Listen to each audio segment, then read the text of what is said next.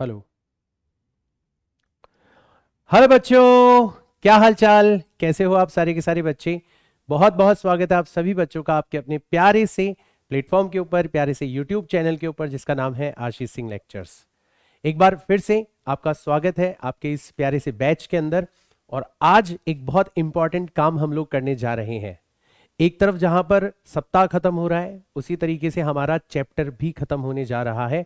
और इस चैप्टर के थ्रू आपको पता लग गया होगा कि अगर हम बोर्ड के लिए पढ़ाई कर रहे हैं तो उसमें भी अगर समझ का लेवल इंक्रीज कर सकें, उसमें भी अगर कॉन्सेप्ट्स को और गहराई तक जाकर समझ सकें, तो फिर बोर्ड के साथ साथ हम उन कॉम्पिटिटिव एग्जाम्स की भी तैयारी कर सकते हैं जो कि हमें अच्छा करियर बनाने के लिए देने पड़ेंगे, भले ही वो CUET का एग्जाम हो या जेई का एग्जाम हो या फिर नीट का एग्जाम हो। तो इस बात की परीक्षा करने के लिए मैंने आपको हर एक लेक्चर के अंदर न्यूमेरिकल्स करवाए, हर एक कॉन्सेप्ट की बढ़िया डेरिवेशंस करवाई, एक एक चीज को बारीकी तक समझा के आपको डेरिवेशंस करवाई, तो आपका आत्मविश्वास का लेवल बढ़ा। अब आज हम क्या करने वाले हैं, एक बार से सारे के सारे हथियारों को रिवाइज करने वाले हैं। और ये जो रिवीजन होगा ये भी एक बहुत खास तरीके से होगा। हम रिवीजन करेंगे न्यूमेरिकल्स के थ्रू, मतलब ढेर सारे न्यूमेरिकल्स लेंगे, हर एक सवाल के थ्रू हम लोग चीजों को रिवाइज करते हुए चलेंगे। इस लेक्चर को मैंने अपलोड करवाया है रिकॉर्डेड फॉर्म में, और ये जानबूझ के किया है ताकि आप बच्चे हर न्यूमेरिकल को वीडियो को पॉज करके खुद से ट्राई करें, खुद से आंसर निकालने की कोशिश करें और उसके बाद में मेरा सॉल्यूशन देखें।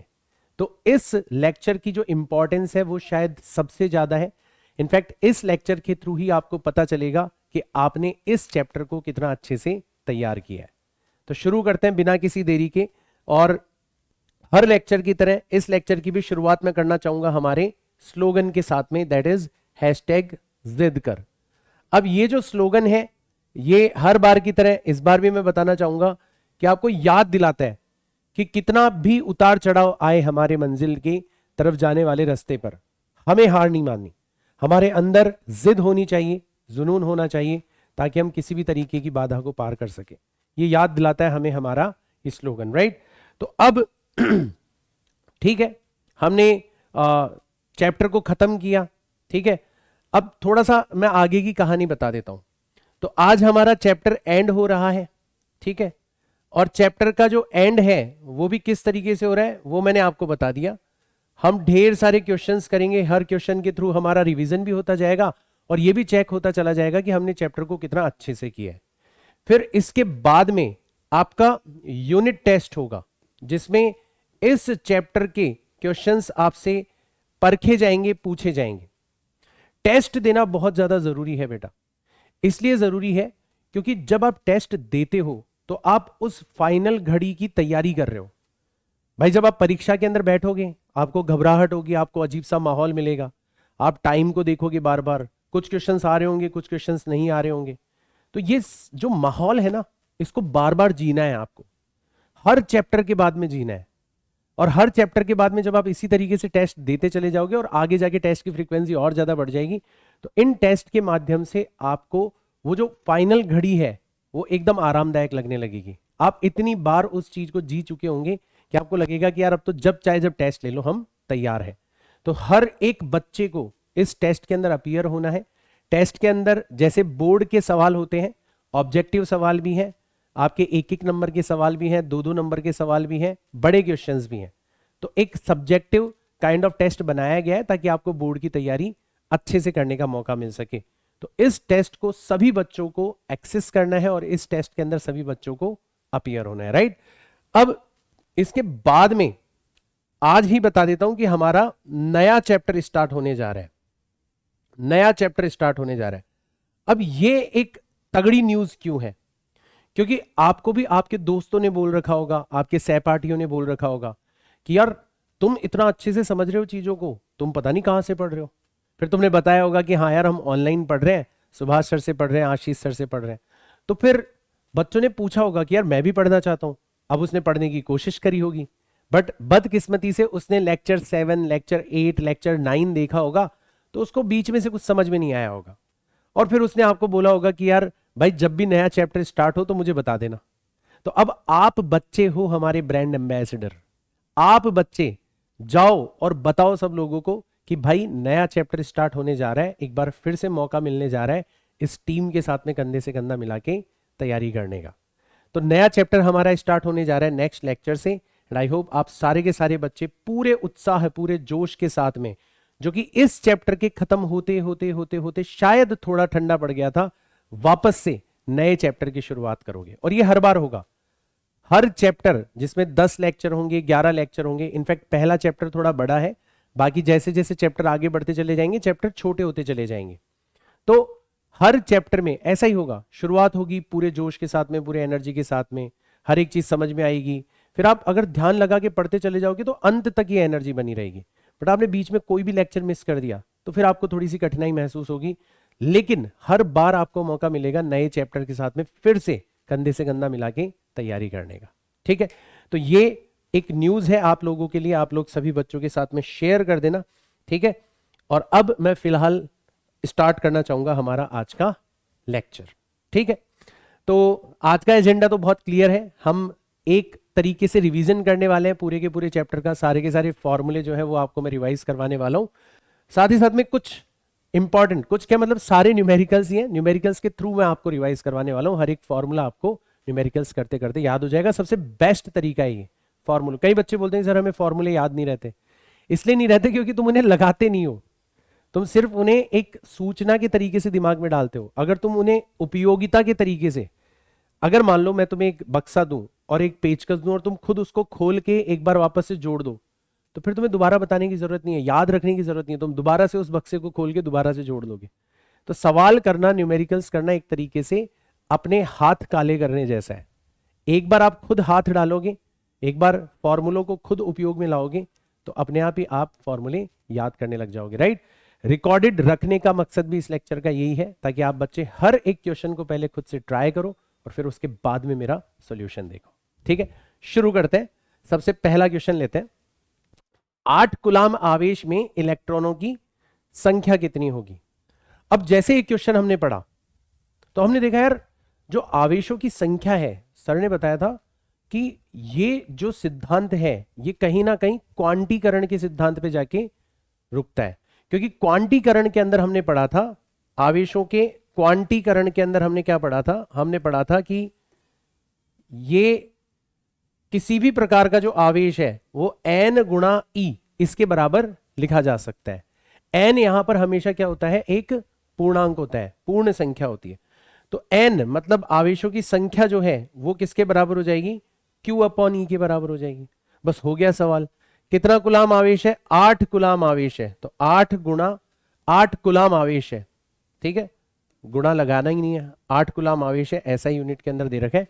और ई का मान कितना होता है? 1.6 इंटू 10 की घात माइनस 19 होता है।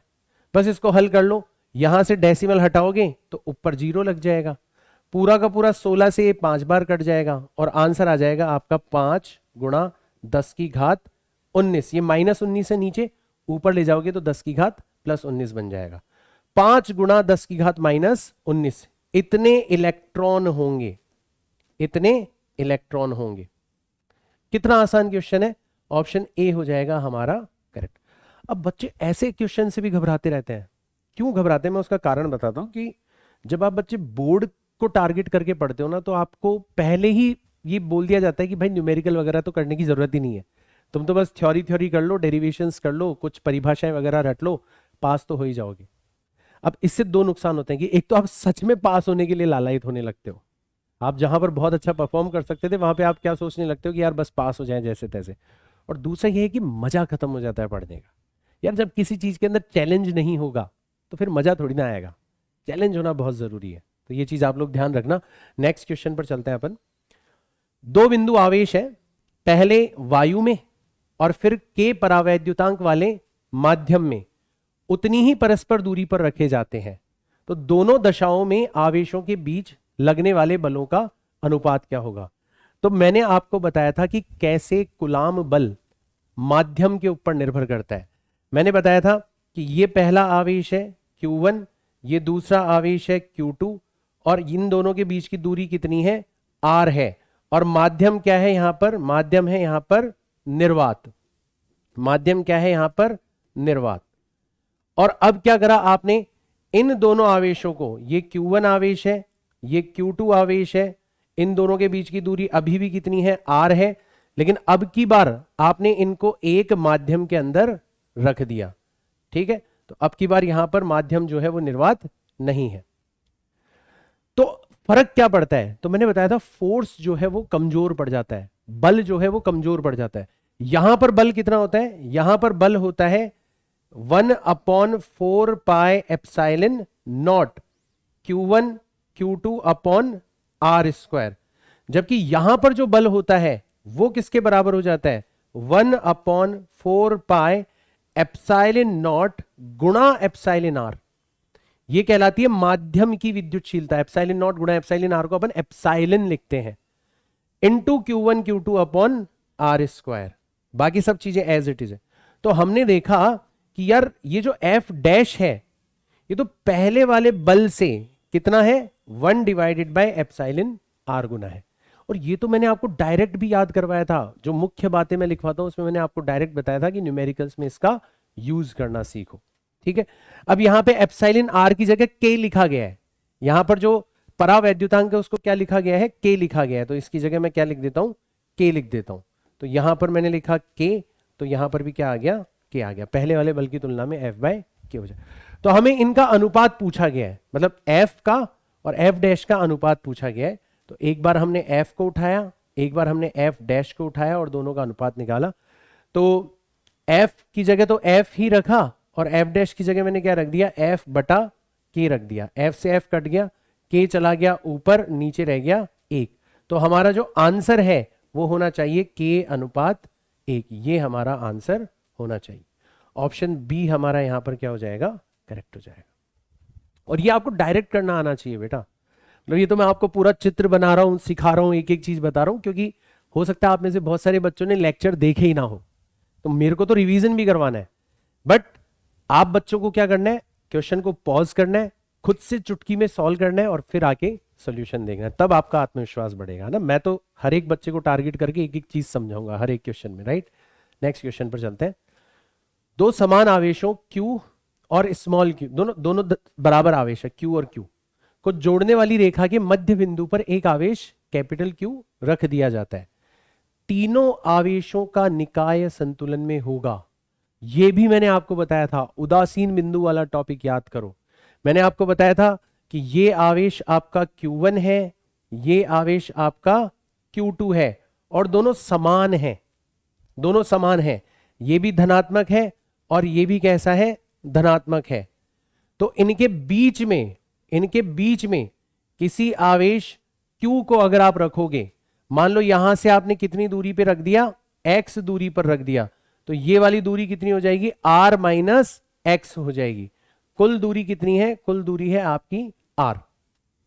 तो पूरा का पूरा निकाय जो है वो संतुलन की अवस्था में आ जाएगा। और उसमें मैंने आपको दो फॉर्मूले बताए थे, एक तो ये जो x होता है ये किसके बराबर होता है, जिस आवेश से दूरी निकाल रहे हो उसका रूट आएगा ऊपर, नीचे आ जाएगा root of Q1 plus root of Q2 का होल स्क्वायर, और गुणा यहां पर कितनी आ जाएगी, आपकी कुल दूरी। करा था हमने। तो हम ये भी पता लगा सकते हैं कि दोनों के बीच में कहां पर रखना है आवेश। हालांकि इस सवाल में हमें पता लगाने की जरूरत नहीं है, क्योंकि इस सवाल में खुद ने बता दिया कि मध्य बिंदु पर रखना है, हम निकालते तो भी मध्य बिंदु ही आता। चलो बहुत अच्छी बात है। दूसरा कि सर ये जो आवेश Q हम रख रहे हैं ये पहले तो इन दोनों के विपरीत होगा, ये बताया था, यानी कि नेगेटिव होगा, यानी कि नेगेटिव होगा। प्लस इसका मान किस चीज के बराबर होगा, तो इसका मान होगा दोनों आवेशों का गुणनफल Q1 और Q2, दोनों आवेशों का गुणनफल divided by root of Q1 plus root of Q2 का होल स्क्वायर, इसके बराबर हो। तो ये जो फॉर्मूले हैं ये हमने डायरेक्ट देख रखे हैं। चलो अब अपन रखते हैं, अपने हिसाब से करते हैं। तो अपने यहां पर हमें क्या दिया हुआ है, हमें दिया गया है, अब हमें हथियार याद आ गया, तो अब उसको लगाना सीखते हैं। हमें Q1 का मान भी कितना दे रखा है, Q दे रखा है, और Q2 का मान भी कितना दे रखा है, Q दे रखा है। तो ये जो Q नॉट, हम इसको Q नॉट लिख देते हैं ताकि आप कंफ्यूज ना हो, ठीक है ना। तो जो आवेश हम रखने जा रहे हैं मध्य बिंदु पर, जो आवेश हम रखने जा रहे हैं या कैपिटल क्यू जो हम रखने जा रहे हैं, इसको क्वेश्चन में हमें क्या दे रखा है, कैपिटल क्यू दे रखा है, इस आवेश को हम रखने जा रहे हैं। तो ये कितना होना चाहिए, पहली बात तो नेगेटिव होना चाहिए क्योंकि ये दोनों धनात्मक है। फिर Q1 Q2 मतलब पहला आवेश गुणा दूसरा आवेश बटे रूट ऑफ पहले आवेश और रूट ऑफ दूसरे आवेश का जो योग है उसका होल स्क्वायर। तो इसको हल करेंगे तो ऊपर तो रह जाएगा क्यू स्क्वायर और नीचे नोटिस करो रूट क्यू और रूट क्यू 2 रूट क्यू हो जाएंगे, 2 का स्क्वायर हो जाएगा 4 और रूट क्यू का स्क्वायर हो जाएगा सिंपली क्यू। तो क्यू से क्यू कट गया, आंसर कितना आ जाएगा आपका माइनस क्यू बाय 4 आ जाएगा। ये होगा आपका आंसर।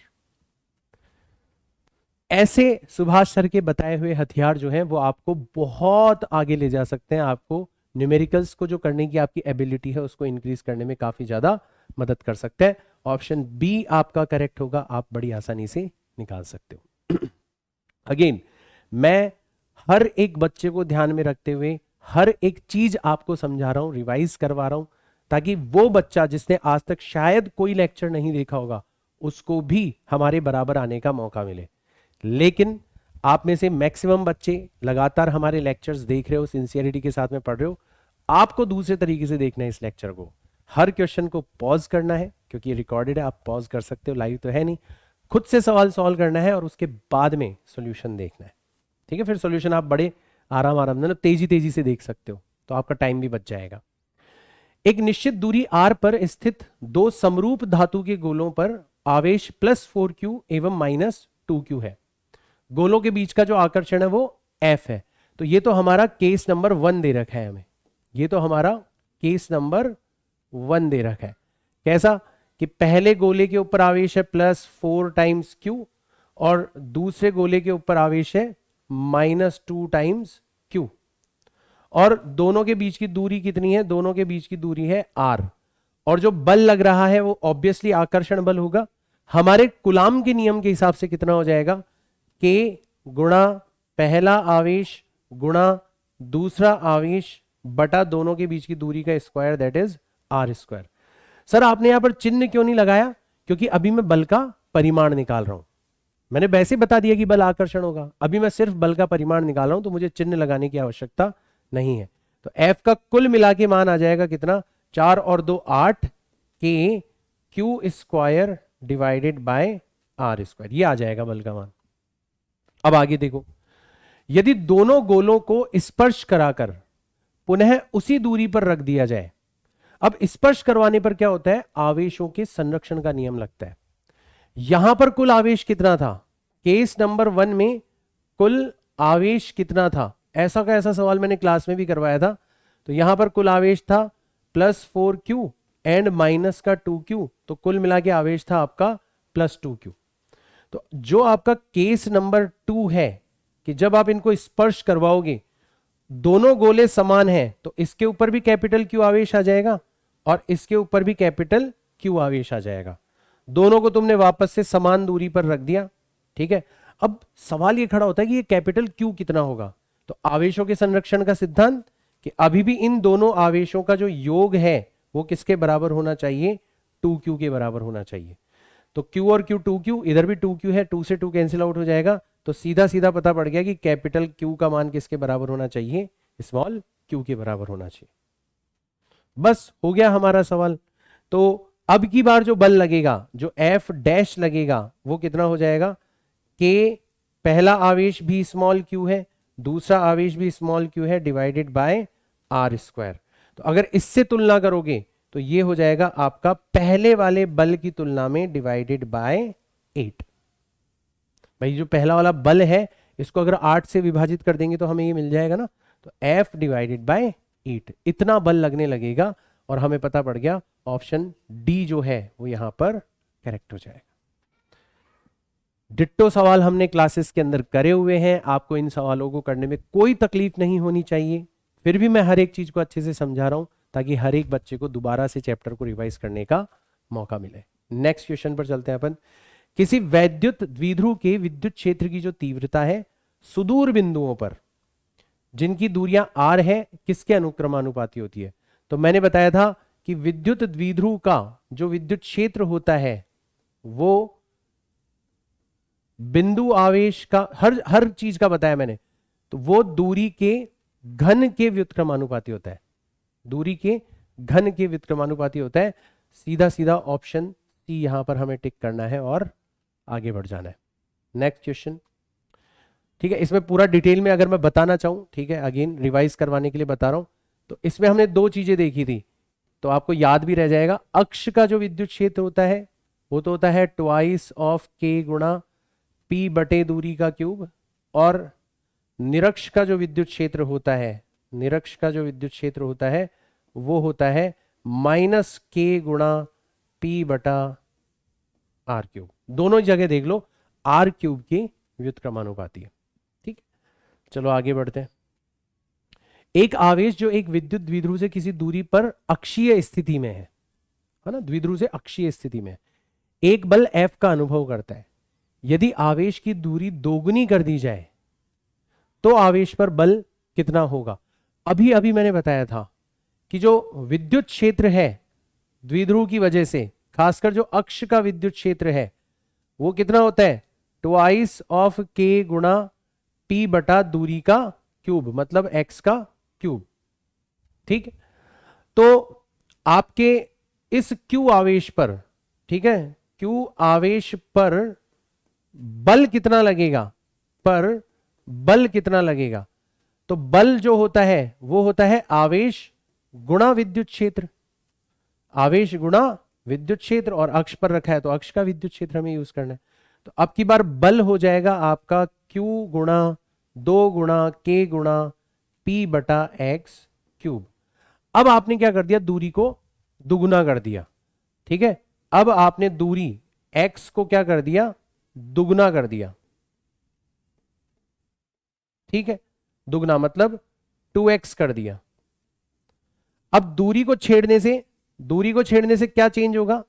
आप बोलोगे सर दूरी के ऊपर निर्भर कर रहा है विद्युत क्षेत्र, विद्युत क्षेत्र यहां पर परिवर्तित हो जाएगा और विद्युत क्षेत्र परिवर्तित होने से बल परिवर्तित हो जाएगा।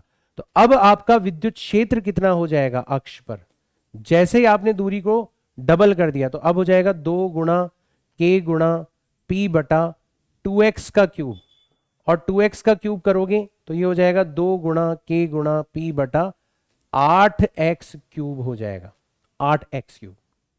यानी कि अब की बार जो बल होगा F डैश जो होगा वो हो जाएगा Q गुणा E अक्ष के ऊपर लगने वाला विद्युत क्षेत्र, यानी कि Q गुणा 2K P divided by 8x cube. तो सीधी सीधी तुलना कर सकते हो कि यहां पे और यहां पे अंतर है सिर्फ और सिर्फ 1/8 का, यानी कि पहले जो बल लग रहा था उसकी तुलना में डिवाइडेड बाय 8 हो जाएगा। तुम इसको चाहो तो डायरेक्ट भी कर सकते हो, डायरेक्ट कर सकते हो कि आपका जो विद्युत क्षेत्र है, ठीक है, या कह लो बल जो है वो किसके व्युत्क्रमानुपाती होगा, वो दूरी के क्यूब के व्युत्क्रमानुपाती होगा।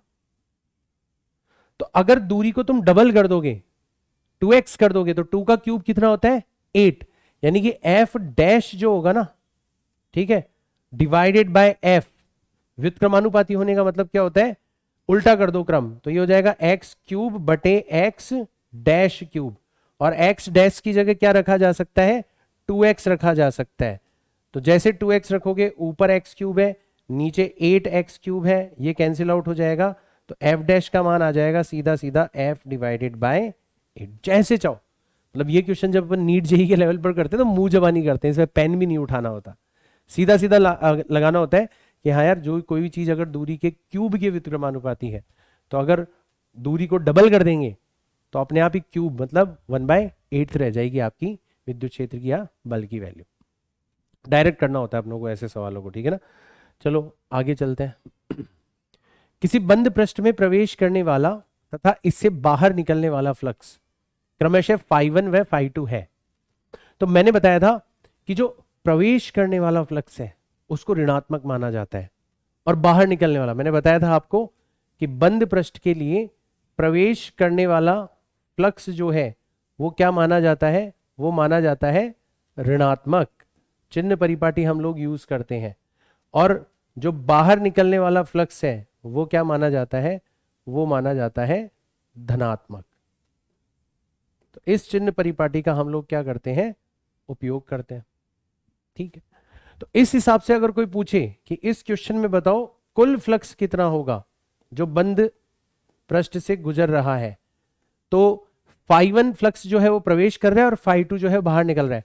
तो φ2 को तो हमने ले लिया धनात्मक, माइनस φ1 को हमने ले लिया ऋणात्मक, तो φ2 माइनस φ1, इतना आपका कुल फ्लक्स हो जाएगा।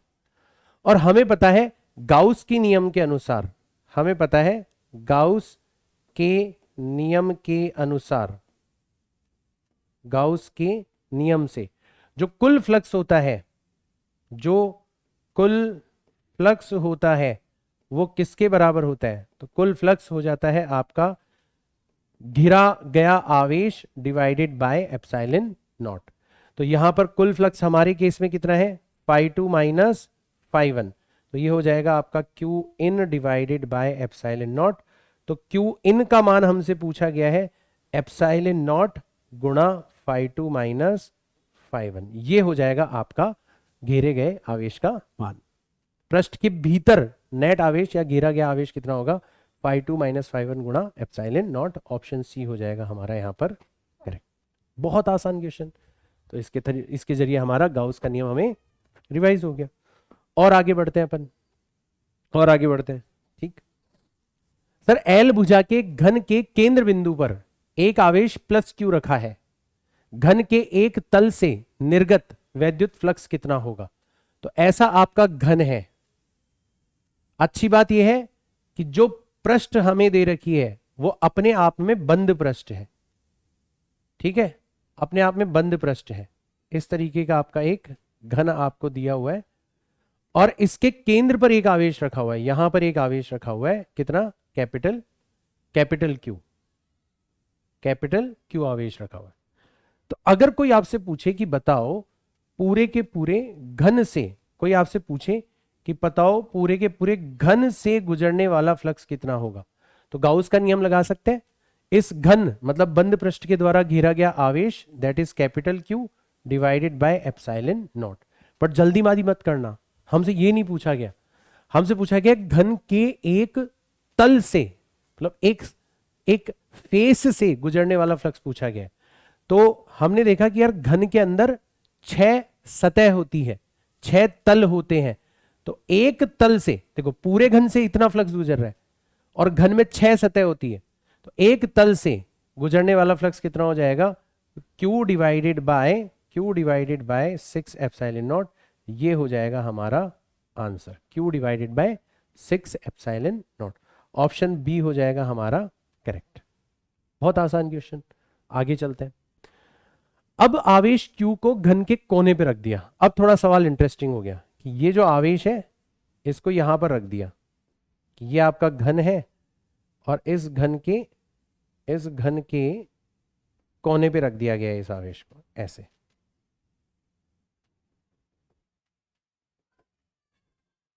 इस घन के कोने पे रख दिया गया। अब क्या करेंगे अपन, तो अब अपन सबसे पहले तो दिमाग लगाएंगे, और मैंने क्लास में भी ऐसे क्वेश्चंस करवाए थे कि 2 समस्याएं आ सकती है गाउस का नियम लगाने में। पहली समस्या, हो सकता है दी गई पृष्ठ बंद पृष्ठ ना हो, तो हम उसे अपनी तरफ से बंद पृष्ठ बना देते हैं। और दूसरी समस्या भी करवाई थी कि हो सकता है आवेश पूर्णतया घिरा हुआ ना हो, जैसे यहां पे आवेश का कुछ हिस्सा अंदर है, मैक्सिमम हिस्सा बाहर है। तो ऐसे केस में हम लोग सममित रूप से जो पृष्ठ हमें दी हुई है वैसी ही पृष्ठों का उपयोग करके आवेश को घेरने की कोशिश करते हैं। तो यहां पर अगर घेरने की कोशिश करेंगे तो हमें ऐसे के ऐसे 8 घन और उपयोग, 7 घन और उपयोग में लाने होंगे।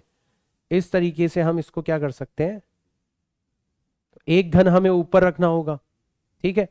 तो 8 घन जो हैं वो हमें और उपयोग में लाने होंगे। मैं फटाफट से बना देता हूं। तो ये आपका पहला घन हो गया, ठीक है, ठीक है। ये आपका दूसरा घन हो गया इधर की तरफ,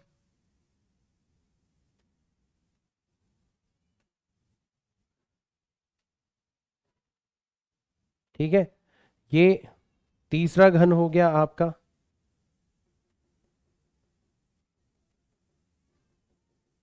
ठीक है, इस तरीके से। और अब ये जो चार घनों से जो आकृति बनी, वैसे के वैसे ही चार घन हमें पीछे की तरफ रखने पड़ेंगे। ऐसे पीछे की तरफ हमें और चार घन रखने पड़ेंगे। तो मैं इसको यहीं पर शो कर देता हूं इस तरीके से।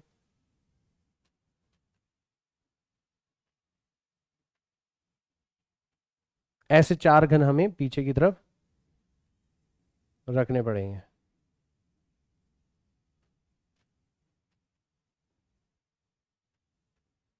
ठीक है, इस तरीके से। तो अब हमारे पास में कुल मिला के 8 घन हो गए, आपको दिख रहे होंगे। 1 2 3 4, और ऐसे 1 2 3 4 पीछे की तरफ भी रखे हुए हैं। पूरा चित्र आपको बनाने की आवश्यकता नहीं है, जस्ट आपको इमेजिन करना है कि हाँ यार, इस आवेश को घेरने के लिए जो घन हमें दिया हुआ है, वैसे ही हमें 8 घन, मतलब 7 घनों का और उपयोग करना पड़ेगा। कुल मिला के 8 घनों का उपयोग करना पड़ेगा, तब जाके ये जो आवेश है वो 8 घनों से जो बड़ा घन बना, ठीक है, 8 घन को मिला के जो बड़ा घन बना, उसके केंद्र बिंदु पर आ जाएगा। तो अब हम लिखेंगे कि अब गाउस का नियम लगा सकते हैं कि 8 घन से मिलके जो बंद पृष्ठ बना, उससे गुजरने वाला फ्लक्स कितना हो जाएगा, capital Q divided by epsilon not. और क्योंकि हर घन के कोने पे रखा हुआ है, तो कोई आपसे पूछे कि बताओ एक घन के तलों से गुजरने वाला फ्लक्स कितना हो जाएगा, तो अब आप क्या कर सकते हो, इसको 8 से डिवाइड कर सकते हो। तो Q divided by 8 epsilon nought, ये हो जाएगा हमारा answer. Q divided by 8 epsilon nought, option C हो जाएगा यहां पर करेक्ट। ठीक है बेटा, कर सकते हैं अपन आसानी से। और आगे चलते हैं अपन। एक बंद पृष्ठ के भीतर n विद्युत द्विध्रुव स्थित है, बंद पृष्ठ से निर्गत कुल विद्युत फ्लक्स कितना होगा। अब आप सोचो कि विद्युत द्विध्रुव का मतलब क्या होता है, -Q एंड +Q, इन दोनों आवेशों का जोड़ा, ये होता है द्विध्रुव। तो अगर कोई आपसे पूछे कि बताओ एक द्विध्रुव का, कोई आपसे पूछे कि बताओ एक द्विध्रुव का कुल आवेश कितना होगा, बस इसी में आंसर छुपा हुआ है कि एक द्विध्रुव का कुल आवेश कितना हो जाएगा, धनात्मक Q एंड ऋणात्मक Q, कुल मिला के हो गया 0। तो जो n द्विध्रुव आपने रखे हैं, जो n द्विध्रुव आपने रखे हैं, उनका भी कुल आवेश कितना होगा। मजा आ गया यार, ये तो बहुत ही आसान सवाल निकला। उनका भी कुल आवेश कितना हो जाएगा, 0 हो जाएगा। मतलब Q इन जो है यहां पर, वो कुल मिला के कितना हो गया, 0। और अगर Q इन 0 है तो फ्लक्स का मान भी कितना हो जाएगा, 0 हो जाएगा। यही हमारा आंसर है। मुंह जबानी करना था, पर आपको समझाना है, इसलिए एक एक चीज मैं लिख रहा हूं। ऑप्शन डी हो जाएगा यहां पर करेक्ट। और आगे चलते हैं। एक विद्युत रोधी स्टैंड पर रखे 10 सेंटीमीटर त्रिज्या के चालक खोखले गोले की सतह पर, खोखला गोला, खोखले गोले के सारे फार्मूले अपने अंदर आ जाने चाहिए। सतह पर विद्युत क्षेत्र की तीव्रता 10 न्यूटन प्रति कूलाम है। गोले के केंद्र पर विद्युत क्षेत्र की तीव्रता कितनी होगी। तो मैंने बताया था जो चालक गोला होता है, जिसके प्रत्येक बिंदु पर आपने क्या रखा हुआ है, आवेश रखा हुआ है। चालक की विशेषता क्या होती है, आवेश हमेशा बाह्य पृष्ठ के ऊपर रहता है। और इसकी तीनों चीजें बताई थी मैंने। आपको बताया था कि बाहर विद्युत क्षेत्र कितना होता है, K गुणा कुल आवेश बटा केंद्र से दूरी का स्क्वायर। सतह पर विद्युत क्षेत्र कितना होता है, सतह पर विद्युत क्षेत्र होता है K गुणा Q बटे त्रिज्या का स्क्वायर लिख लो, या सिग्मा बटे एप्सिलॉन नॉट लिख लो। सिग्मा यहां पर आवेश घनत्व है।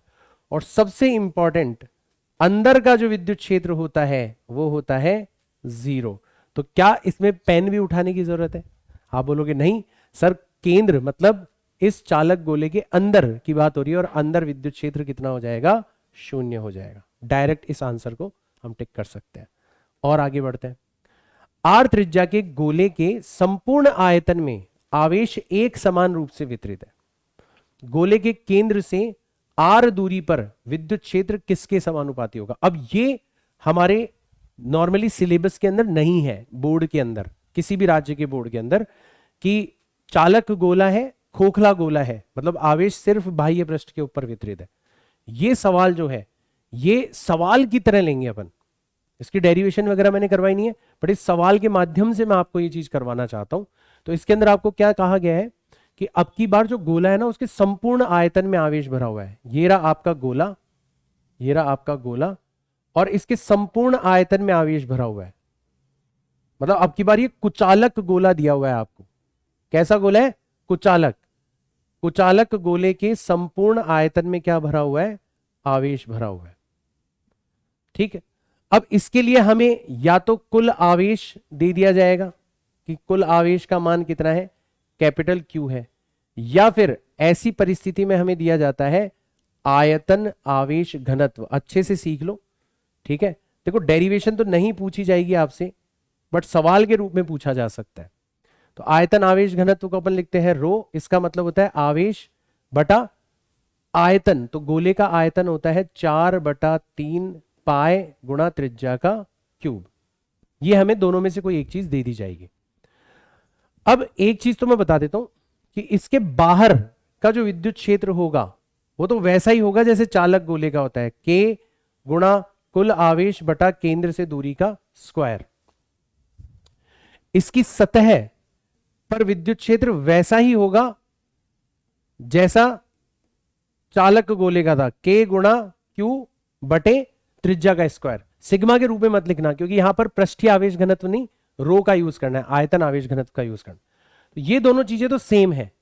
मेन जो चीज है वो है अंदर। तो हमें उसी के बारे में पूछा गया है कि हमें केंद्र से दूरी r लेनी है, और r जो है वो कैपिटल R की तुलना में छोटा है। मतलब हमें इस बिंदु के ऊपर यहां से केंद्र से ये जो दूरी है, ये दूरी कितनी लेनी है हमें, स्मॉल r, जो कि कैपिटल R से छोटी। इस बिंदु पर विद्युत क्षेत्र ज्ञात करना है।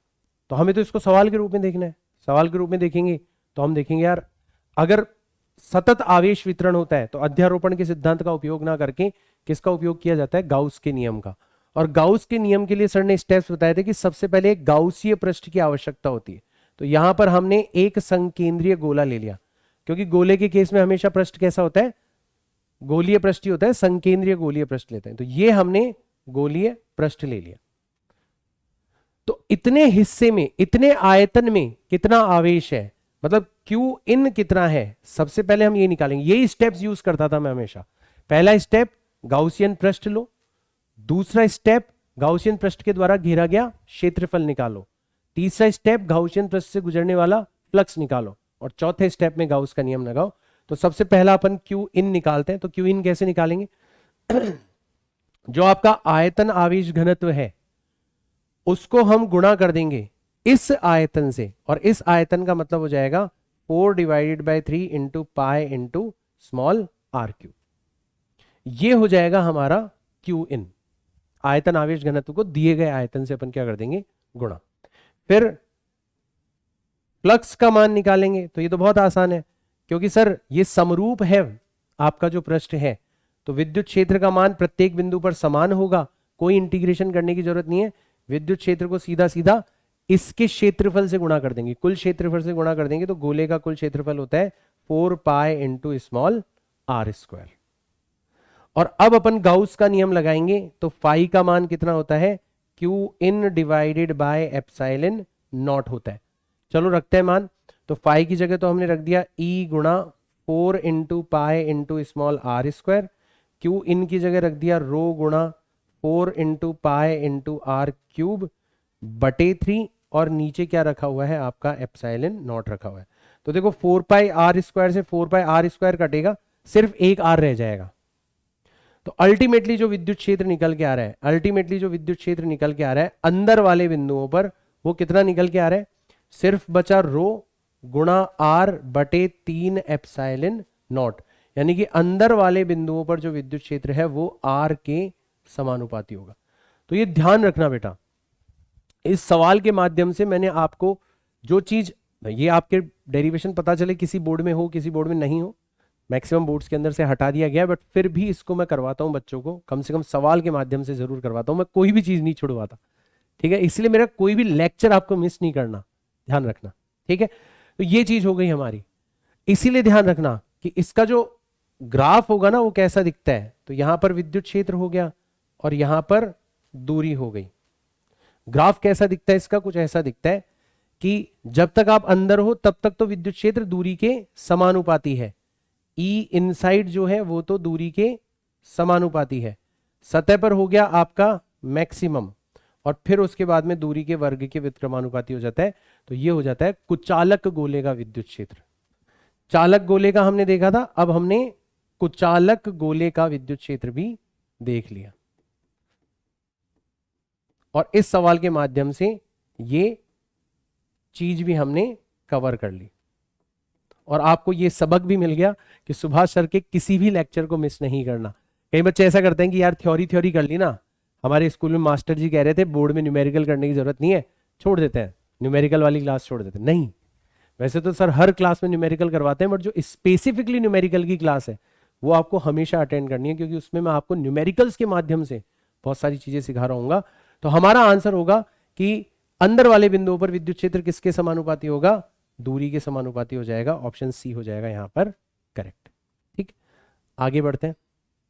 किसी एक समान आवेशित गोलीय कोश में, तो आपकी बार गोलीय कोश खोखले गोले की या चालक गोले की बात हो रही है, उत्पन्न वैद्युत क्षेत्र की तीव्रता इसके केंद्र से दूरी r।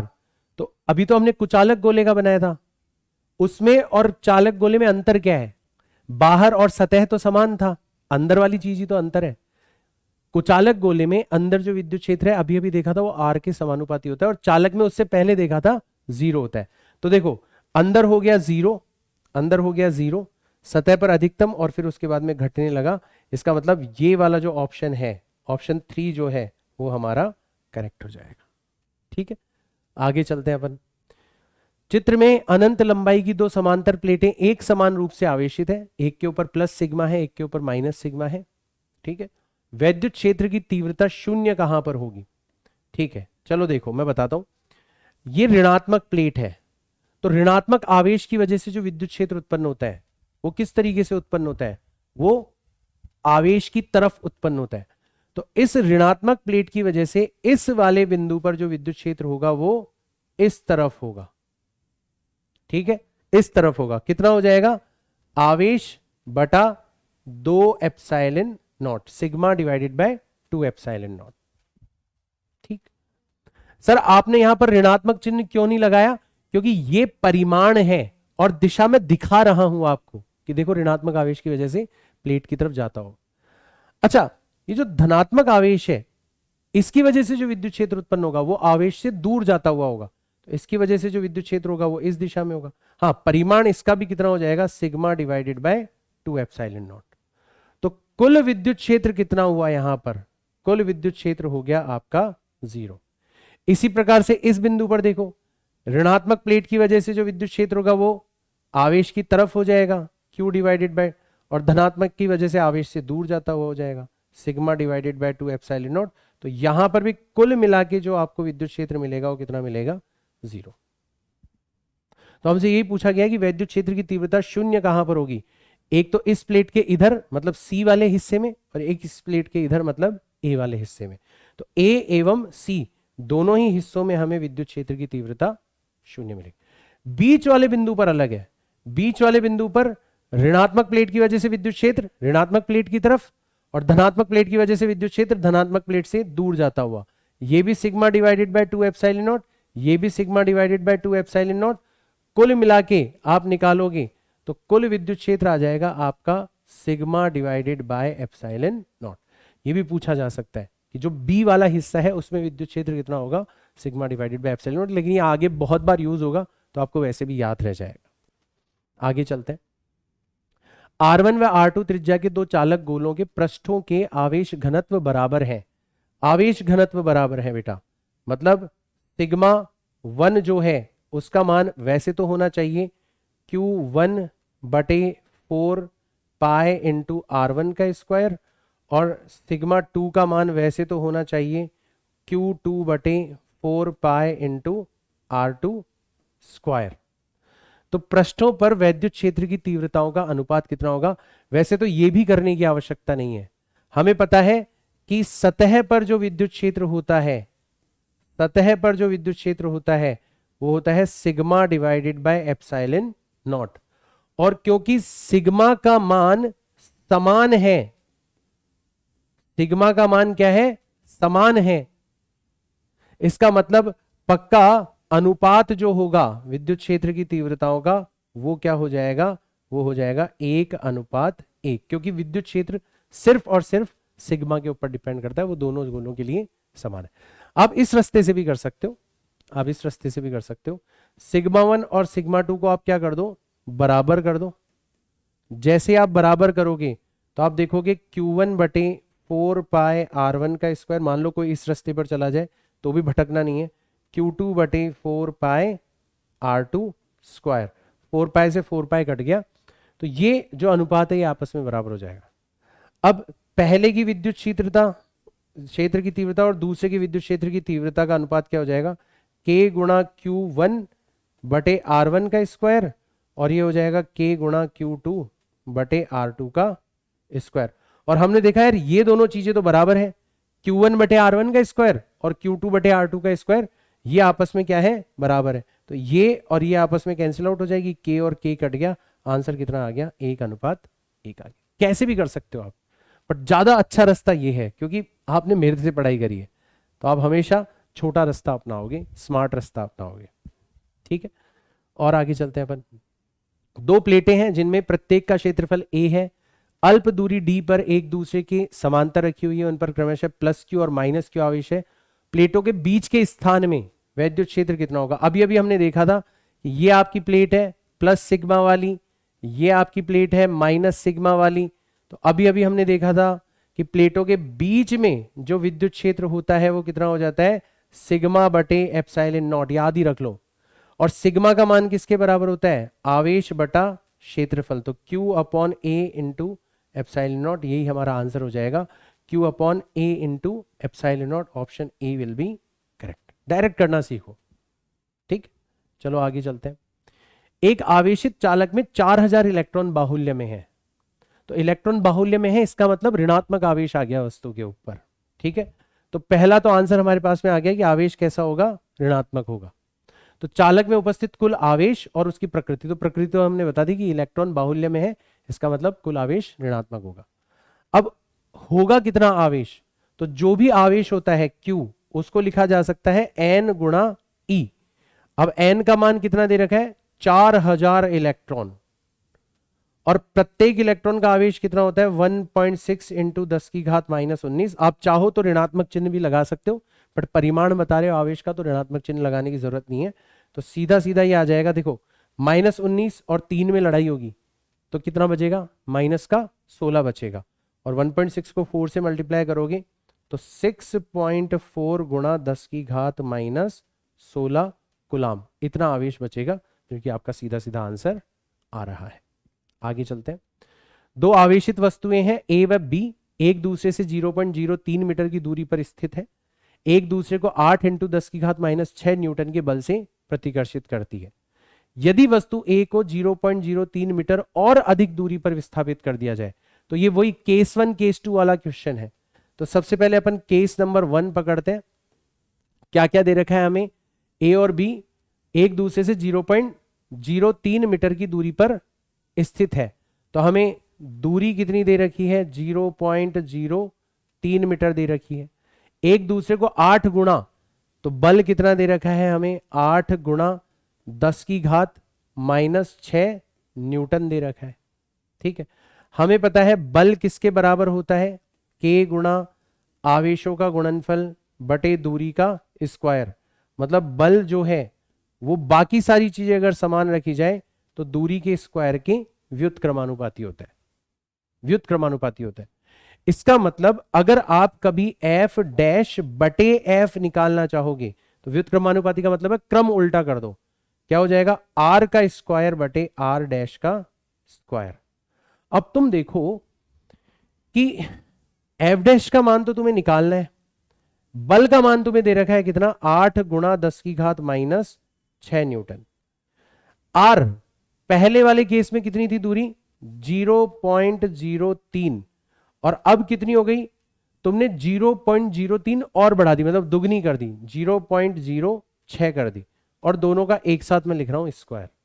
बहुत आसान हो गया, ये कट गया कितनी बार, 2 बार, और 1/2 का स्क्वायर करेंगे तो 1/4 आ जाएगा। तो f डैश का मान आ गया आपका 8 गुणा 10 की घात -6 बटे 4, 4 से 8 कट गया 2 बार, तो ये आ गया 2 गुणा 10 की घात -6 न्यूटन। तो अब जो बल होगा वो 2 गुणा 10 की घात -6 न्यूटन रह जाएगा। बहुत आसान क्वेश्चन। और आगे चलते हैं।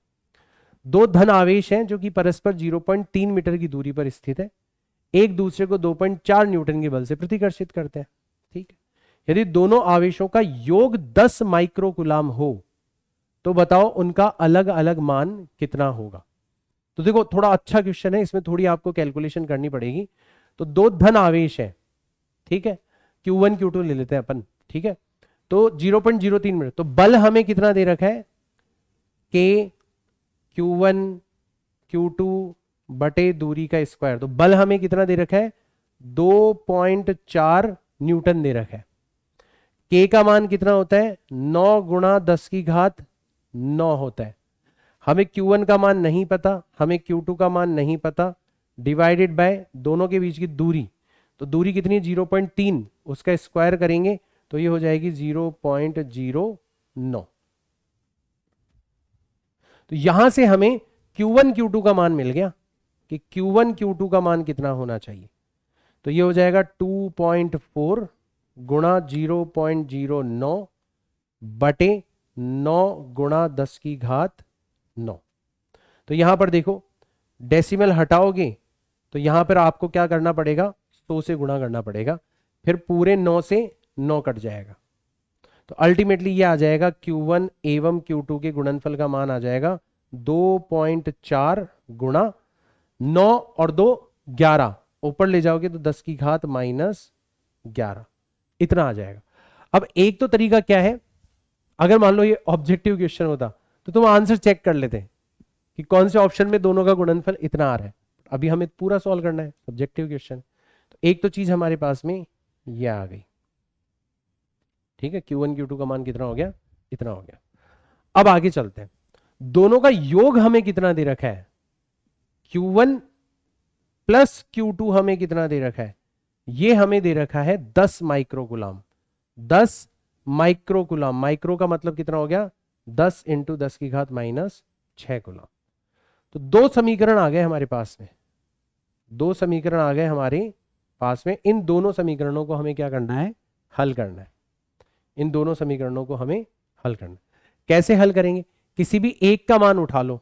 जैसे यहां पर Q1 Q2 की जगह क्या लिखा जा सकता है, 10 गुणा 10 की घात -6 माइनस Q1, ये लिखा जा सकता है, ये लिखा जा सकता है 10 गुणा 10 की घात -6 माइनस Q1 लिखा। और ये मान उठा के मैं कहां पर रख दूंगा, ये मान उठा के मैं यहां पर रख दूंगा Q2 की जगह। चलो रखते हैं।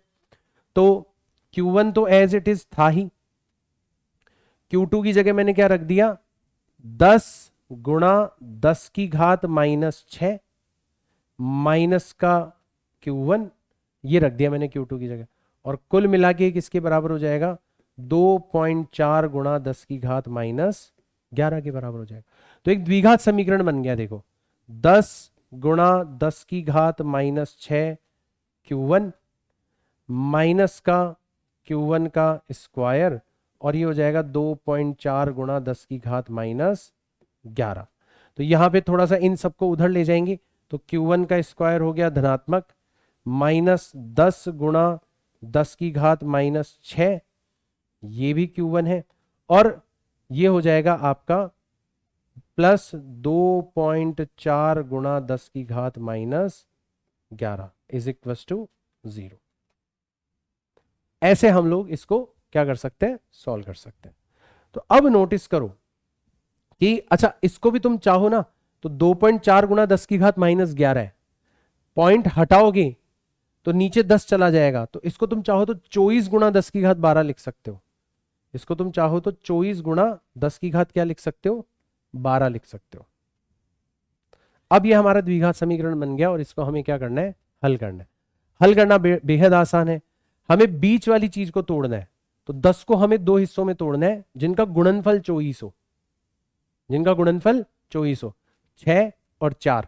तो हम ऐसे तोड़ सकते हैं, Q1 स्क्वायर 10 को हम तोड़ सकते हैं माइनस का 6 गुणा 10 की घात -6 Q1, और माइनस का 4 गुणा 10 की घात माइनस 6 Q1। तो इन दोनों का योग करोगे तो 6 और 4 वापस से जुड़ के 10 गुणा 10 की घात माइनस 6 हो जाएगा, और प्लस 24 गुणा 10 की घात 12 पहले से चल रहा है इज इक्वल टू 0। ठीक है, तो ये मिडिल टर्म स्प्लिटिंग कहलाती है। इन दोनों में से आपका Q1 कॉमन आ गया, तो Q1 कॉमन आ गया, अंदर रह गया Q1 माइनस 6 गुणा 10 की घात माइनस 6, और इन दोनों में से आपका माइनस का 4 गुणा 10 की घात माइनस 6 कॉमन आ गया, और अंदर बच गया वही Q1। 24 को 4 से डिवाइड करोगे तो कितना बच जाएगा, माइनस का 6, और 12 को माइनस 6 से डिवाइड करोगे माइनस 12 आएगा ये, तो माइनस 12 को माइनस 6 मतलब पावर घट जाती है, तो सिर्फ पावर कितनी बचेगी यहाँ पर, इंटू 6 गुणा 10 की घात माइनस 6 बचेगी इज इक्वल टू 0। तो यहां से दो ब्रैकेट बन रहे हैं, एक तो बन रहा है Q1 माइनस 4 गुणा 10 की घात माइनस 6, एक ब्रैकेट तो ये बन रहा है, और एक ब्रैकेट ये बन रहा है Q1 माइनस 6 गुणा 10 की घात माइनस 6 इज इक्वल टू 0। तो या तो Q1 का मान 4 गुणा 10 की घात माइनस 6 होगा, मतलब 4 माइक्रोकुलाम होगा, या फिर 6 गुणा 10 की घात माइनस 6 होगा, 6 माइक्रोकुलाम होगा। और एक का मान 4 है तो दूसरे का मान 6, एक का मान 6 है तो दूसरे का मान 4 हो जाएगा, तो हमारा आंसर आ जाएगा 6 माइक्रोकुलाम एवं 4 माइक्रोकुलाम। माइक्रो का मतलब वो होता है 10 की घात माइनस 6। ठीक है, तो ये चीज आप कर सकते हो। अब आप में से बहुत सारे बच्चों को लग रहा होगा कि सर ये तो जो गणना आपने करी है ना, कैलकुलेशन जो आपने करी है, ये तो बहुत भारी भरकम है, ये तो बढ़िया है आप करवा रहे हो, हम तो कर ही नहीं पाते। तो इसका मैं एक तरीका बताता हूं। ये भारी भरकम क्यों हुई, ये माइक्रो की वजह से हुई, ये माइक्रो की वजह से हुई।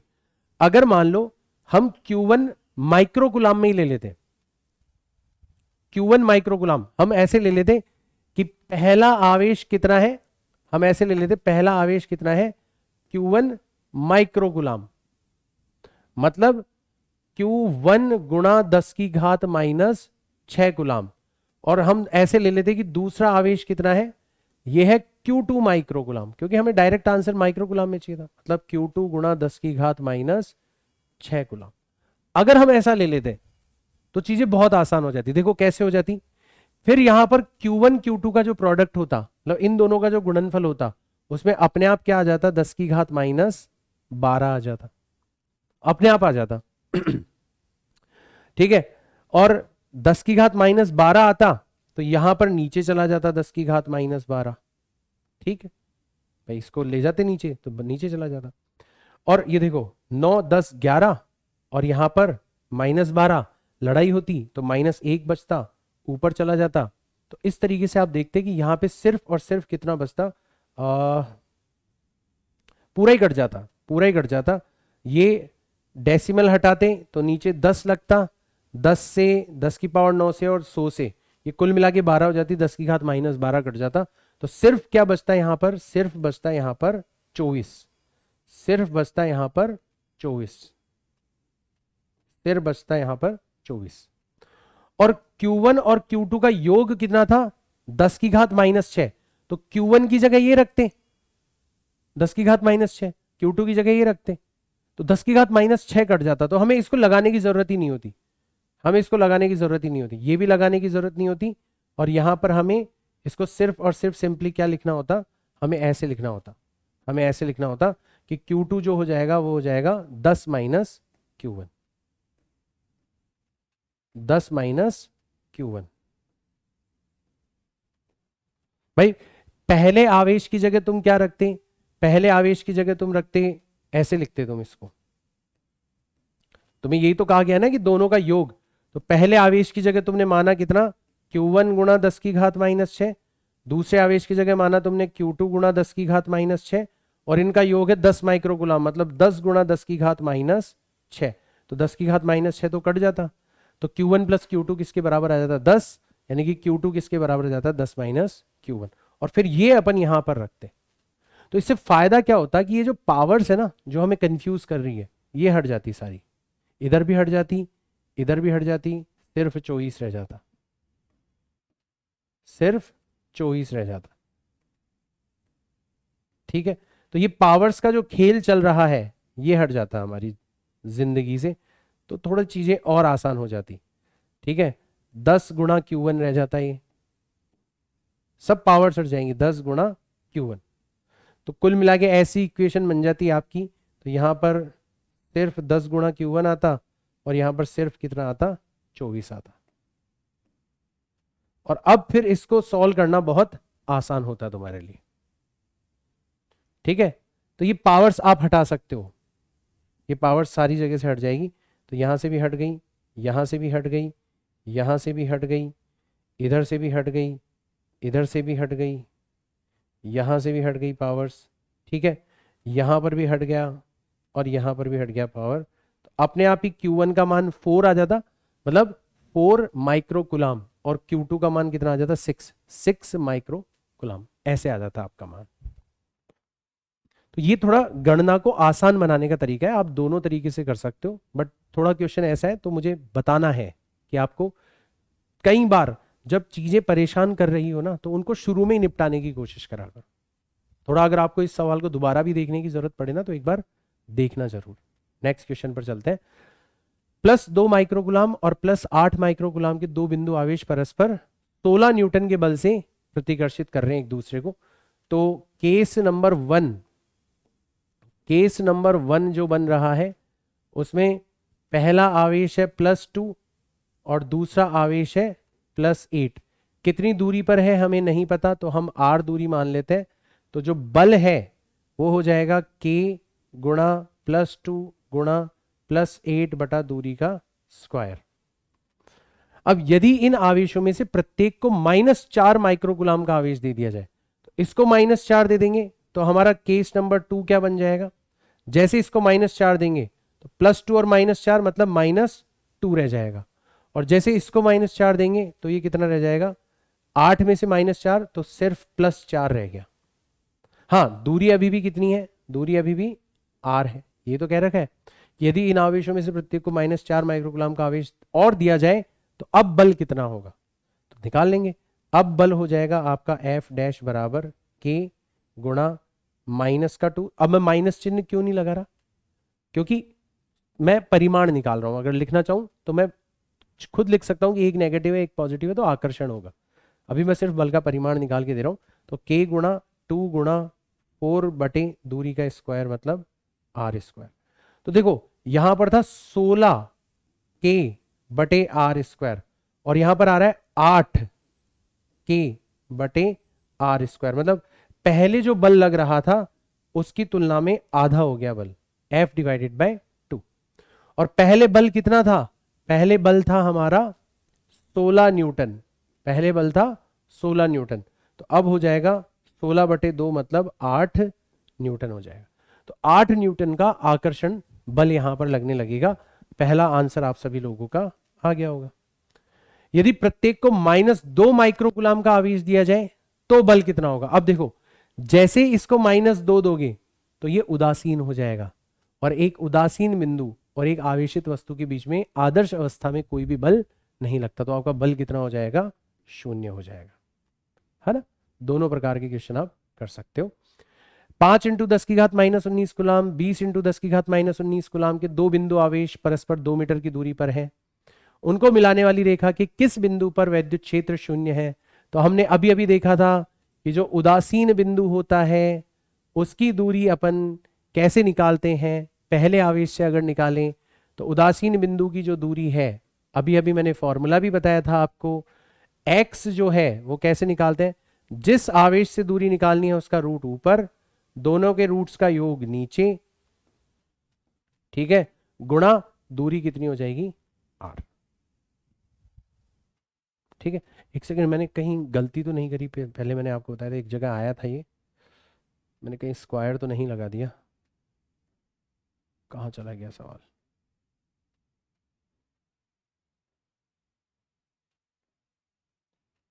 अरे यहां पे स्क्वायर नहीं आएगा, सॉरी, यहां पर स्क्वायर नहीं आएगा, ठीक है ना। बढ़िया, मेरे को याद आ गया दूसरा सवाल आने की वजह से, वरना वो फॉर्मूला गलत हो जाता। हाँ, अगर अभी ये लाइव होता तो बच्चे बता देते, कई बच्चे तो कमेंट्स में लिख भी चुके होंगे सर देखो आपने वहां पे फॉर्मूला सही करवा दिया आपने, है ना। सिर्फ ऊपर रूट आता है, नीचे दोनों के रूट का योग गुणा r। तो डायरेक्ट निकाल सकते हैं। पहले का रूट कितना है? 5 गुणा 10 की घात माइनस 19। तो रूट के अंदर 5 गुणा 10 की घात माइनस 19 बटे दूसरा कितना है? तो नीचे 5 गुणा 10 की घात माइनस 19 प्लस 20 गुणा 10 की घात माइनस 19, और दोनों को मिलाने वाली दूरी कितनी है? 2 मीटर की दूरी है कुल मिला के, तो 2 मीटर की दूरी होगी। अब ये 10 की घात माइनस 19 रूट में है, हर जगह पर कैंसिल आउट हो जाएगा। तो क्या बचेगा? ऊपर बचेगा रूट का 5, नीचे बचेगा रूट 5, और यहां पर बचेगा रूट 20। रूट 20 को अपन लिख सकते हैं रूट 4 गुणा 5। तो 4 तो रूट से बाहर आ जाएगा, 2 बन जाएगा, और अंदर रह जाएगा रूट 5 गुणा 2। तो ऊपर है आपका रूट 5, नीचे दोनों जुड़ के 3 रूट 5 हो जाएंगे, और गुणा 2 पहले से चल रहा है, रूट 5 से रूट 5 चला गया, तो 2/3 मीटर ये आपका आंसर आ जाएगा। आप डायरेक्ट कर सकते हो। तो दोनों आवेशों के बीच में होगा, और पहले आवेश से जो दूरी है Q1 से जो दूरी है जिसको आपने Q1 माना है वो 2/3 मीटर हो जाएगी। दो बिंदु आवेश है, 4 × 10 की घात माइनस 9 माइनस 16 × 10 की घात माइनस 19 परस्पर 1 मीटर की दूरी पर स्थित है। दोनों आवेशों को मिलाने वाली रेखा के किस बिंदु पर विद्युत क्षेत्र शून्य होगा? अब ये थोड़ा सा स्पेशल क्वेश्चन है। अगर पहला आवेश आपका एक आवेश धनात्मक हो और एक आवेश आपका ऋणात्मक हो, तो उदासीन बिंदु दोनों के बीच में नहीं हो सकता। तो उदासीन बिंदु दोनों के बीच में नहीं हो सकता, पहली बात ध्यान रखोगे। हमेशा किस तरफ होगा? जो छोटा वाला आवेश होगा, जो छोटा वाला आवेश होगा।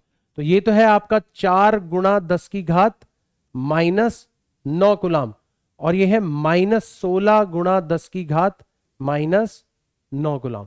तो जो छोटे परिमाण वाला आवेश है, मतलब ये वाला जो आवेश है, इस तरफ मिलेगा आपको उदासीन बिंदु, यहां पर मिलेगा आपका उदासीन बिंदु। आपकी बार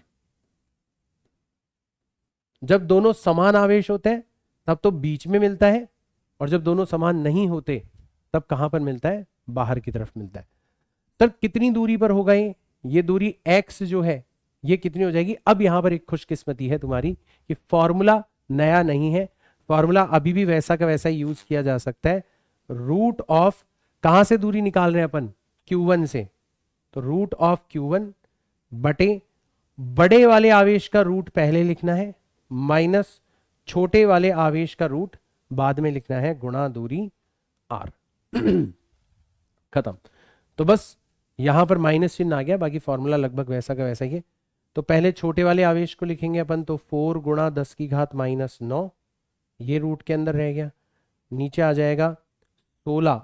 ठीक है, रूट में आपको चिन्ह नहीं लगाना होता।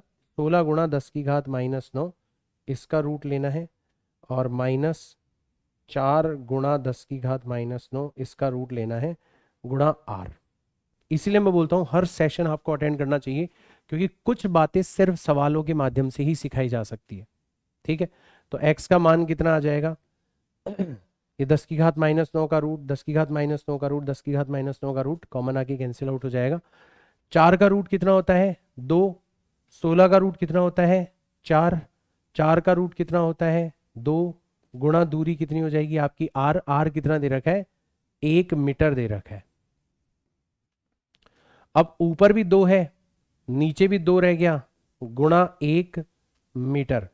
तो आंसर आ जाएगा आपका फाइनली 1 मीटर। मतलब जो 4 गुणा 10 की घात माइनस 9 वाला आवेश है उससे 1 मीटर की दूरी पर होगा। प्रथम आवेश से बाहर की ओर 1 मीटर की दूरी पर, यह हमारा आंसर होगा। बहुत अच्छा सवाल है, इसके जरिए एक नई चीज आपको सीखने को मिली है। नोट कर लिया करो ऐसी चीजों को, ठीक है ना। किसी स्थिर विद्युत क्षेत्र में रखे पृष्ठ से कितना विद्युत फ्लक्स गुजरेगा? तो विद्युत फ्लक्स को परिभाषित किया जाता है विद्युत क्षेत्र और जो क्षेत्रफल सदिश होता है इनके अदिश गुणनफल के द्वारा। और अदिश गुणनफल कैसे करते हैं?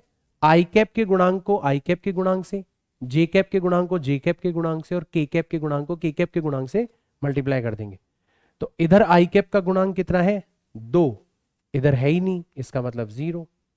इधर जे कैप का गुणांक कितना है 3, इधर कितना है 8, इधर के कैप का गुणांक कितना है -4, और इधर है ही नहीं तो इसको लिख दिया हमने 0। तो ये 0 हो गया, ये 0 हो गया, 8 को 3 से गुणा करा तो 24 न्यूटन प्रति कूलाम इनटू मीटर स्क्वायर, ये हो गया हमारा आंसर। शायद एक और नई चीज, वैसे तो 11वीं का पाप है अगर आपको ये नहीं आता तो, बट एक नई चीज आपको सीखने को मिली होगी, आप आसानी से इसको सॉल्व कर सकते हो। ठीक है। एक समरूप वैद्युत क्षेत्र है 5 गुणा 10⁻³ आई कैप, आई कैप का मतलब है जो एक्स अक्ष की दिशा में है। एक 10 सेंटीमीटर भुजा वाली वर्गाकार समतल पृष्ठ वाईजेड तल के समांतर स्थित है। तो ऐसे ये एक्स अक्ष हो गया, ठीक है, ये वाई अक्ष हो गया और ये जेड अक्ष हो गया। तो जो आपकी वर्गाकार समतल है वो कैसे रखी हुई है, वो इसके समांतर रखी हुई है, ऐसे रखी हुई है, ये रखी हुई है। तो 10 सेंटीमीटर भुजा, 10 सेंटीमीटर भुजा का मतलब है ये भी 10 सेंटीमीटर है और ये भी कितना है 10 सेंटीमीटर है। ऐसी एक वर्गाकार समतल जो है वो आपको वाईजेड समतल में दी हुई है। पृष्ठ से कितना फ्लक्स गुजरेगा, बहुत आसान है। देखो इसका जो क्षेत्रफल सदिश होगा वो भी इस दिशा के अंदर हो जाएगा, क्षेत्रफल सदिश इस दिशा के अंदर हो जाएगा, और जो विद्युत क्षेत्र है वो भी आपको इस दिशा में दे रखा है, विद्युत क्षेत्र जो है वो भी आपको इसी दिशा में दे रखा है। तो जब विद्युत क्षेत्र और क्षेत्रफल सदिश एक ही दिशा में हो जाते हैं तो फ्लक्स का जो मान होता है वो दोनों के गुणनफल के बराबर हो जाता है, क्योंकि जो cos 0 का मान होता है वो कितना होता है 1 होता है। तो सीधा सीधा हम क्या करेंगे, विद्युत क्षेत्र का मान उठाएंगे, कितना है 5 गुणा 10⁻³ अब आई कैप लिखने की जरूरत नहीं है, और क्षेत्रफल कितना हो जाएगा 10 सेंटीमीटर का मतलब होता है 10⁻² भुजा का स्क्वायर। वर्ग का क्षेत्रफल कैसे निकालते हैं, भुजा, तो 10 सेंटीमीटर का मैंने स्क्वायर कर दिया। तो ये आ गया आपका 5 गुणा 10⁻³ और ये 10 गुणा 10⁻², तो 10 का स्क्वायर तो हो गया 100 और 10⁻² का स्क्वायर हो गया 10⁻⁴।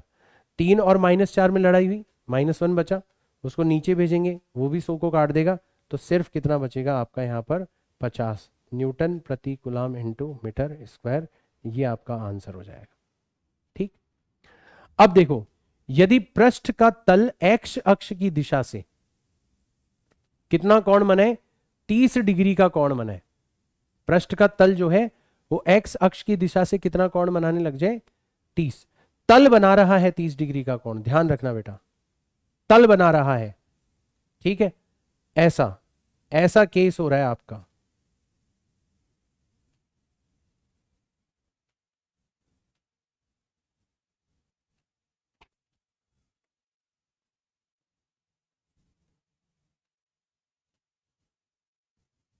ऐसे बना लो, थोड़ा ज्यादा आसान हो जाएगा।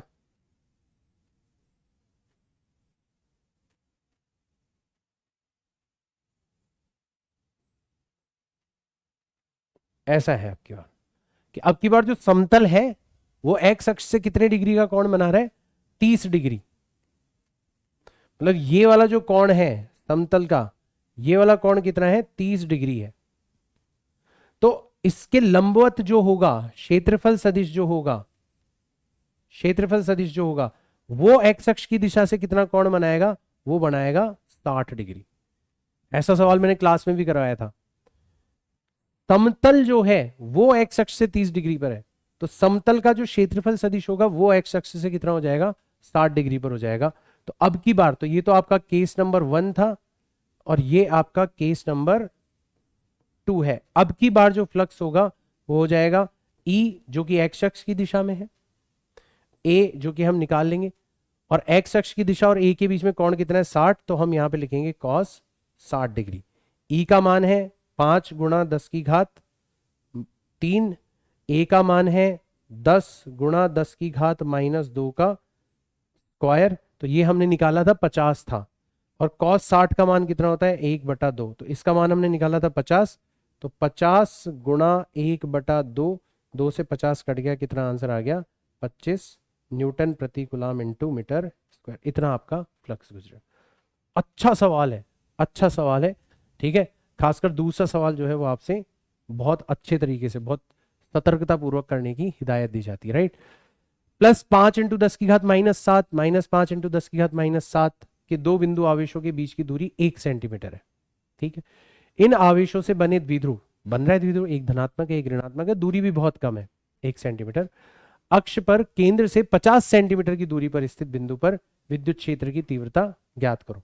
तो अक्ष के किसी बिंदु पर विद्युत क्षेत्र की तीव्रता होती है 2 गुणा के गुणा पी बटा दूरी का क्यूब, दूरी का क्यूब, और दूरी हमेशा केंद्र से नापनी होती है।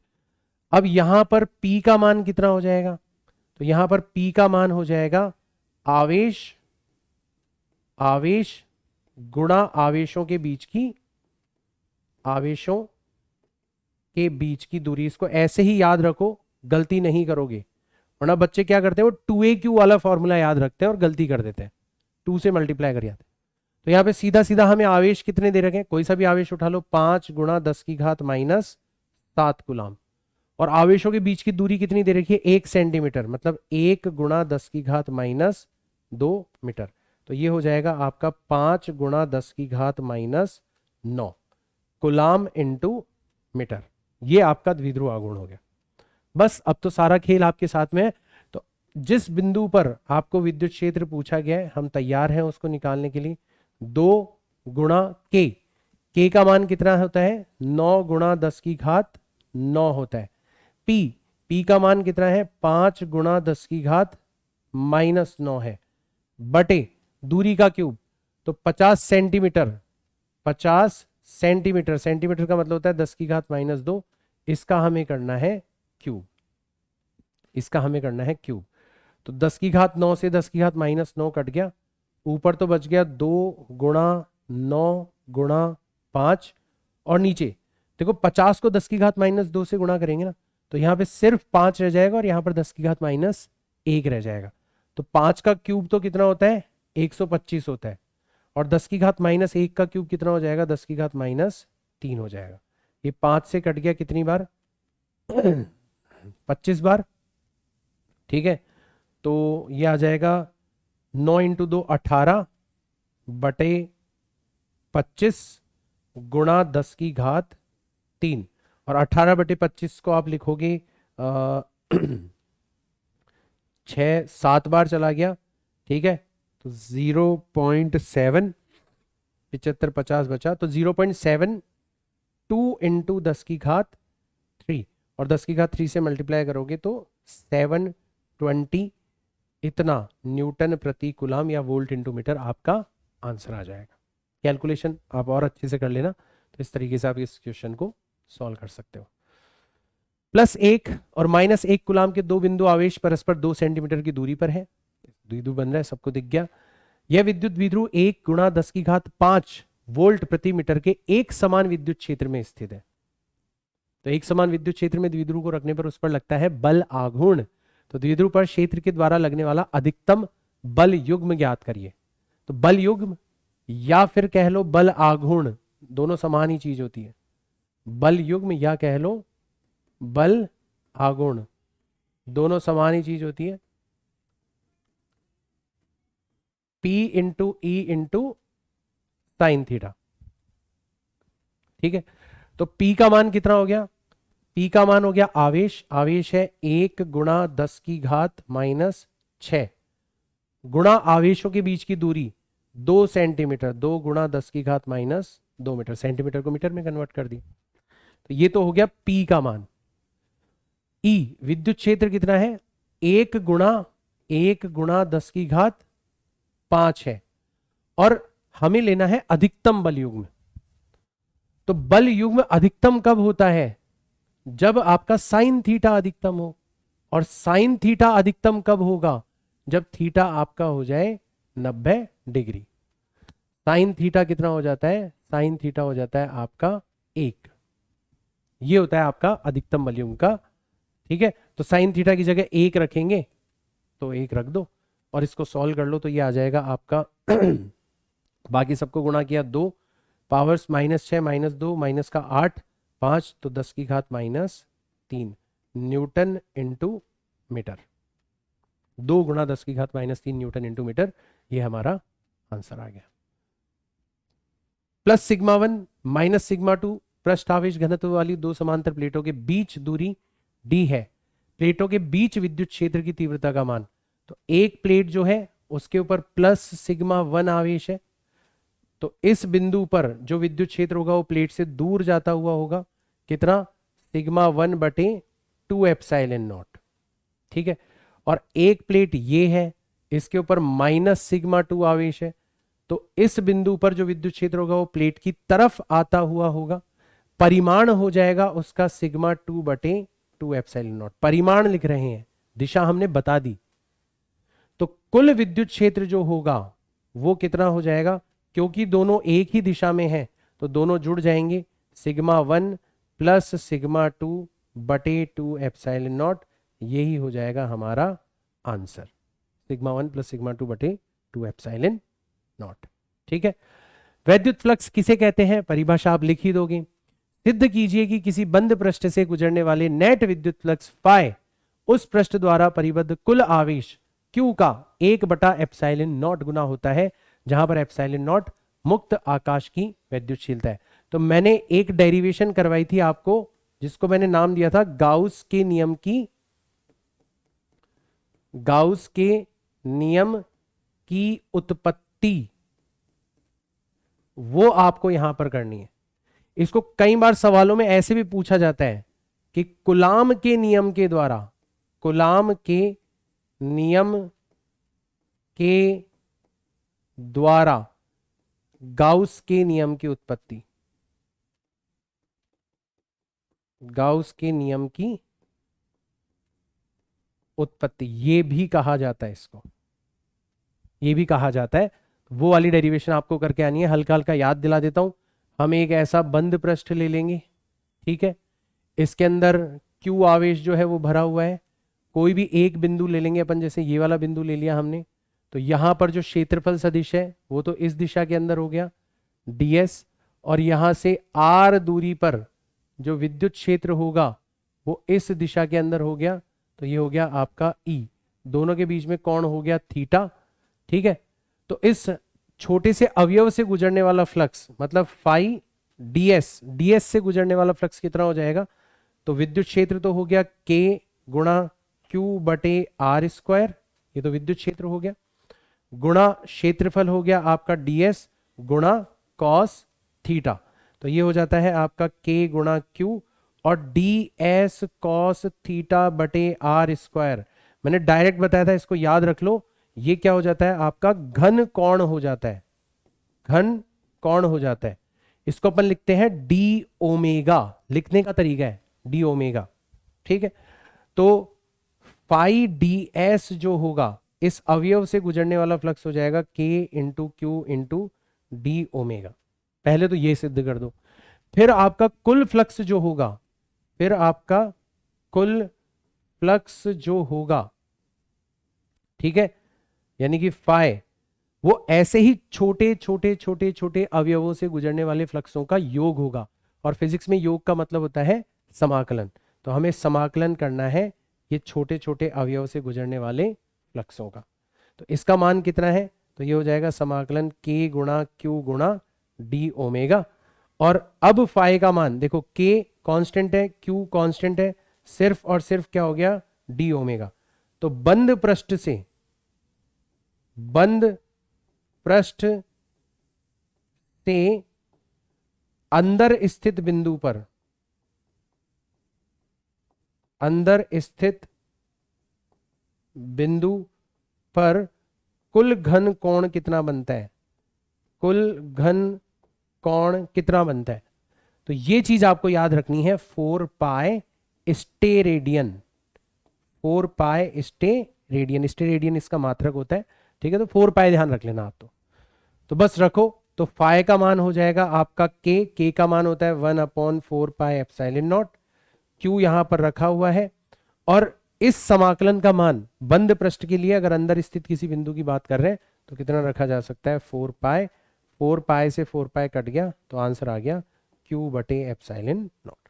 तो ऐसे स्टेप्स ध्यान रखो इस डेरिवेशन के, जैसे पूछी जाए तुरंत आप लिख के आ सकते हो और इस क्वेश्चन को सॉल्व कर सकते हो। स्पेशली मैंने इस क्वेश्चन को यहाँ पर इसलिए लिया है क्योंकि मुझे लगा कि इसको आपको दोबारा रिवाइज करवाने की जरूरत है। ठीक है, तो इसी के साथ हमारा आज का सेशन और पहला चैप्टर पूरा हुआ। आप मुझे बताओ कि आपको पहले चैप्टर का समापन समारोह कैसा लगा। हमने लेक्चर्स में भी बहुत सारे क्वेश्चंस लिए, हमने हर एक डेरिवेशन को बहुत अच्छे से देखा, बारीकी तक गए। शायद तभी आज का हमारा जो ये न्यूमेरिकल वाला सेशन था ये बहुत सारे बच्चों के लिए उत्साह से भरा होगा, वरना बच्चे हिंदी मीडियम वाले न्यूमेरिकल से डरते हैं। आज आपको लगा होगा कि यार वाकई इसी तरीके से सारे चैप्टर्स को पढ़ते गए तो हम बोर्ड के अंदर तो बहुत अच्छे नंबर लेके आएंगे। अक्सर बोर्ड की तैयारी करवाते समय न्यूमेरिकल्स नहीं करवाए जाते। This is the only platform जहां पर आपको न्यूमेरिकल्स के ऊपर बहुत ज्यादा ध्यान दिलवाया जा रहा है, क्योंकि मकसद हमारा सिर्फ बोर्ड नहीं है, आपको बोर्ड से आगे ले जाने का है। उम्मीद करता हूं लेक्चर आपको अच्छा लगा होगा।